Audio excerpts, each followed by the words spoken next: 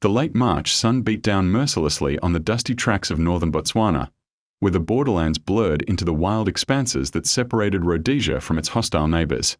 In 1979, the Rhodesian Bush War had reached a fever pitch. ZIPRA forces, the military wing of Joshua Komo Zapu, operated from sanctuaries in Zambia and Botswana, launching incursions backed by Soviet and Cuban support. Among the most elusive and dangerous figures was Dumiso Dabengwa, the ZIPRA intelligence supremo known to the Rhodesians as the Black Russian. Moscow-trained and reputedly KGB-influenced, Dabengwa orchestrated networks that funneled arms, intelligence, and fighters across porous borders. His deputy, Elliot Sabunda, derisively called Black Swine or the Communist Swine by Rhodesian operators, was a key military intelligence officer. The special branch of the British South Africa Police, BSAP, had cultivated agents deep in Botswana. In early March 1979, whispers reached them of a high-value transit.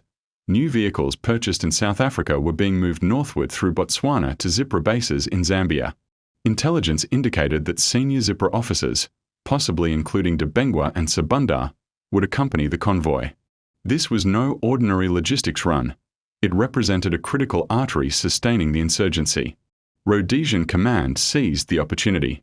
Operation Petal was born, a daring cross-border abduction mission assigned to the Selous Scouts, the elite, mixed-race special forces unit renowned for pseudo-operations, deep reconnaissance, and audacious externals. The Selous Scouts, formed in 1973 under Lieutenant Colonel Ron Reed-Daly, specialized in turning captured guerrillas and impersonating the enemy.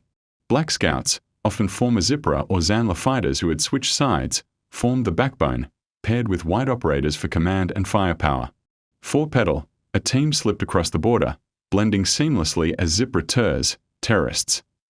They wore a mix of civilian attire, camouflage, and insurgent garb, carried AK-47 with banana magazines, and moved with the casual confidence of locals. African scouts took point, their language and mannerisms authentic. The white operators, faces blackened and bearded, melted into the role. Their vehicles were sanitized to look local. They chose an ambush site along the Grove Road, a remote highway stretch in northern Botswana ideal for a lightning strike. Dense bush flanked the road, offering concealment and escape routes. The scouts established observation posts, ops, and kill zones. Tension built over days of waiting in the stifling heat. Insects buzzed relentlessly. The men rationed water and scanned horizons through binoculars. Intelligence was fragmentary, convoy details uncertain, exact identities unconfirmed, but the prize justified the risk. Capturing or killing Dabengwa would decapitate ZIPRA's intelligence apparatus at a pivotal moment, as Rhodesia faced mounting pressure and internal political shifts. On the 29th of March, dust plumes signaled approaching vehicles. Hearts pounded as the convoy materialized. Several Land Rovers and support vehicles, typical of ZIPRA logistics. The scouts, positioned as a fake ZIPRA reception or roadblock party, flagged them down.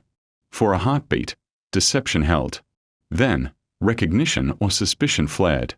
Gunfire erupted. The contact was sharp and brutal. Rhodesian-trained marksmanship and ambush discipline clashed with the convoy's desperate return fire. Bullets whipped through foliage and pinged off metal. One Land Rover slewed to a halt, its occupant scrambling. Elliot Sabunda was in the fray. A bullet ripped into his abdomen, a grievous wound that spilled blood onto the dusty road. Chaos reigned, shouts in Debele and English, the rattle of AKS and heavier weapons. Vehicles were disabled in the opening seconds. The scouts pressed the assault, clearing positions with grenades and close-quarters fire. In the dust and smoke, figures broke for the bush. One high-value target evaded the net. Dabengwa, the Black Russian, reportedly slipped through the killing field, exploiting the confusion of the short, vicious firefight. His escape would haunt the operation. But Sabunda, critically wounded, was secured. Scouts moved swiftly to consolidate prisoners, documents, and the damaged Land Rovers. Casualties mounted on both sides. Among the Selous Scouts, losses included Christopher Gill-Aaron, who later died of wounds, and Jetro Moyo. The mission's cost was immediate, but the intelligence potential from Sabunda was immense. As the team exfiltrated with their prize, the Botswana bush swallowed their tracks. Helicopters or ground extraction, coordinated with Rhodesian support, pulled them back across the border. The operation had partially succeeded, but the primary target's evasion left a bitter edge.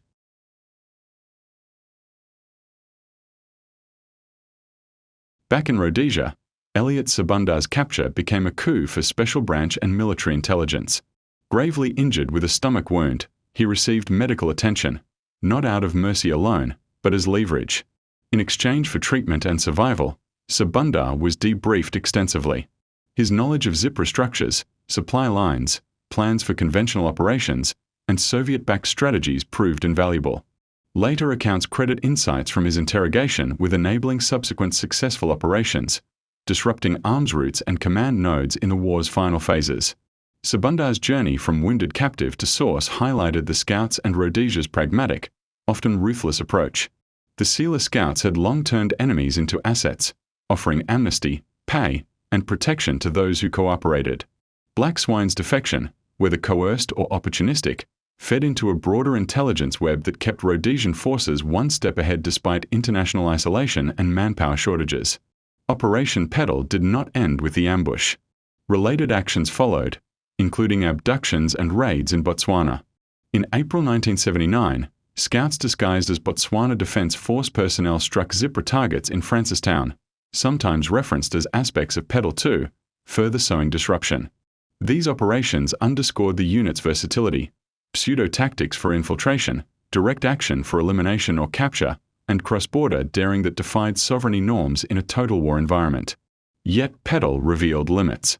The Black Russians' escape preserved a formidable adversary. Dabengwa, with his sophisticated training, continued shaping ZIPRA strategy, including efforts toward a more conventional push in the war's closing months.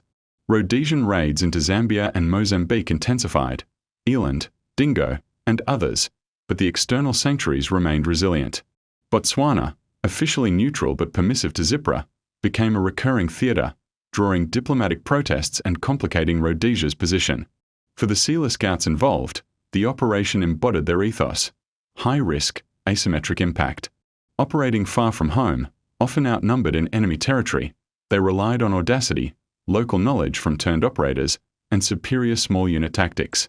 Immersed in the bush, they became ghosts, speaking the enemy's language, mimicking their habits, and striking without warning. The heat, the isolation, and the constant threat of discovery or betrayal forged a unique camaraderie.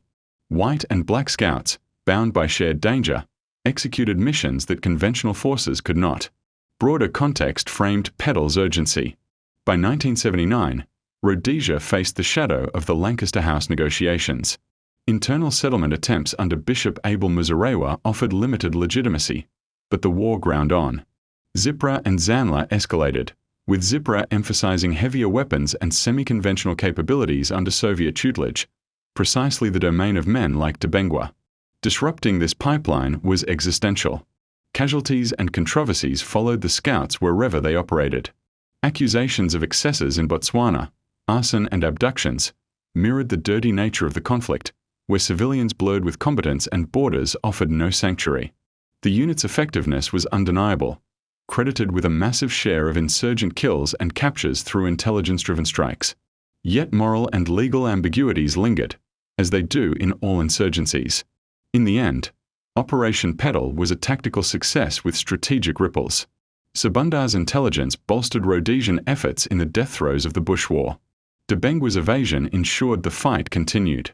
For the men on Grove Road that March day, the ambushes laid in pre-dawn chill, the adrenaline surge of contact, and the grim exfiltration carrying wounded friend and foe alike, it was another chapter in a war of shadows. The Selous Scouts' legacy remains one of innovation and ferocity in an unwinnable struggle, their actions etched in the red dust of Botswana and the collective memory of a vanished Rhodesia.